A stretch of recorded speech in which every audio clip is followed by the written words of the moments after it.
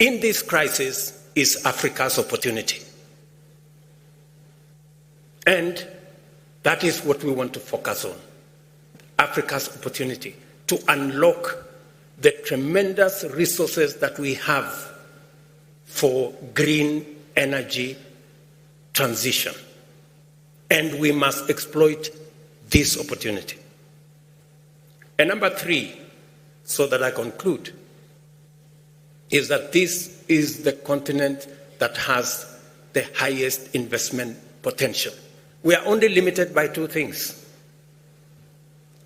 Number 1, we are limited, as I said earlier in my statement, by high interest rates for development capital. Many of our countries, and we are here and they say figures don't lie, 9 countries are already in debt distress in our continent, over the cliff. 13 countries are classified as high risk, and another 17 countries are classified as moderate risk. And the biggest contributor to debt distress in our continent is high interest rates. We pay 5 times more than others. Meaning that in fact, the architecture is set up in a manner that if you borrow, it will be difficult for you to pay. And that is why we need a conversation, and a very candid conversation, and we are saying this in all honesty, around how do we get concessional funding? How do we pay as much as others are paying? How do we get Africa away from paying 5 times more? And I asked in this gathering, we're not asking to be favored. We're not asking to be treated differently. We want a fair financial system that treats everybody equally. Ladies and gentlemen, that is not too much to ask. A fair international financial architecture is not a fair proposition or an unfair proposition to make. Number 2, many of our countries are headed into debt distress because of climate change. Let's be honest.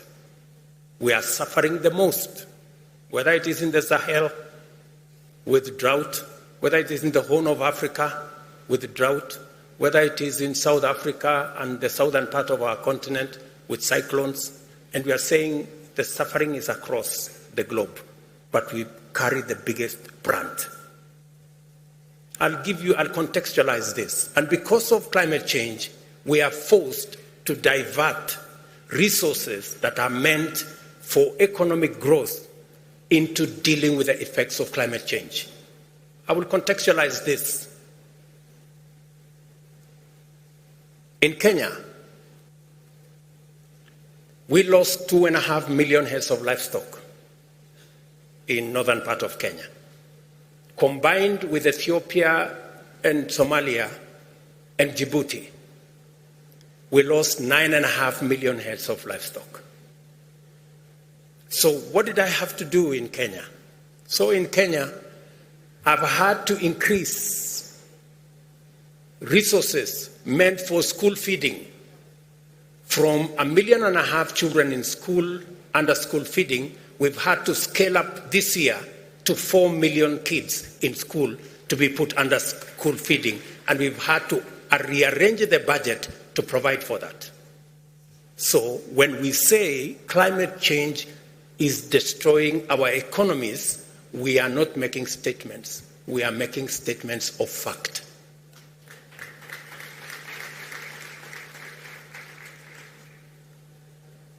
And that is what is driving many of our economies in that direction.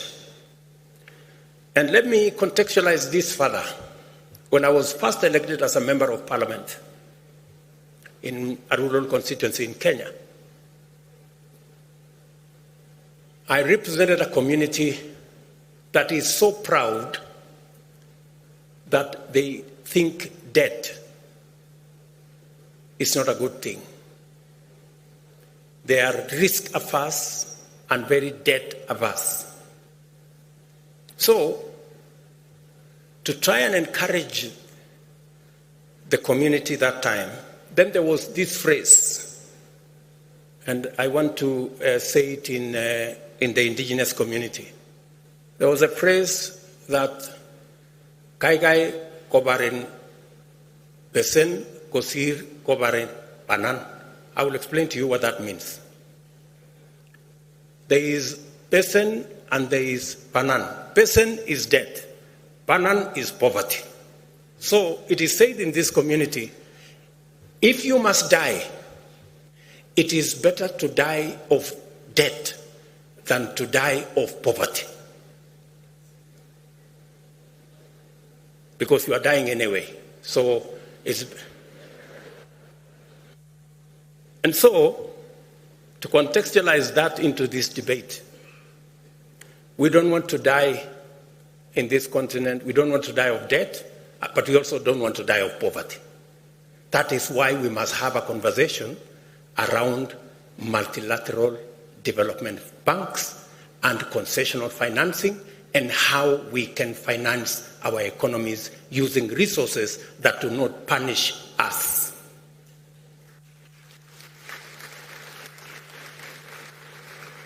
And when we make this proposition, we have tremendous respect for our multilateral development banks. They are doing their best. We have the best of respect for them. But we believe they can do better. We believe that there is an opportunity. We need to explore the SDR, Special Drawing Rights window. And this time round, we want to have that window when it's made available because it is possible. Let those who need the resources get, not those who don't. In the last experience, those who did not need the resources got more than those who needed the resources. We need to have a paradigm shift this time round. And number two, we believe that it is possible to expand concessional financing through leveraging on the balance sheets of these institutions. And finally, to be able to unlock the resources that we need to be able to drive these new investment and financing opportunities, especially for green energy. We believe it is time to have a conversation about carbon tax. I said we need to have a conversation about carbon tax.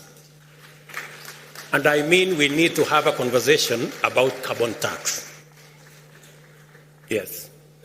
We believe it is the only way, it is among the ways that we can raise additional and adequate resources for us to finance our development. And while we are thinking about financing, for us in Africa, three things are very important.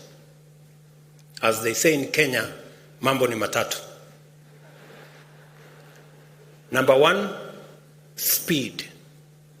It takes inordinate to access any meaningful resources. Number two, it requires scale, because we've all agreed that enormous resources are required. And number three, affordability, so that we all pay the same.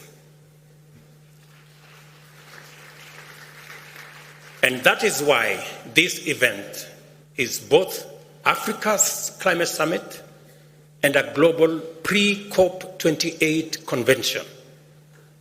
Africa is meeting and Africans are talking. The world is listening. We must use this opportunity to lead the world in a new direction towards a future that holds immense promise for both Africa and the entire world.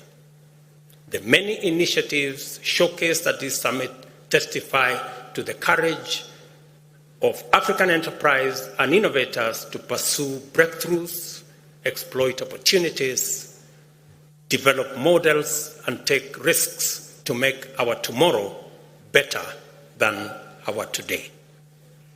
When the global stocktake is released,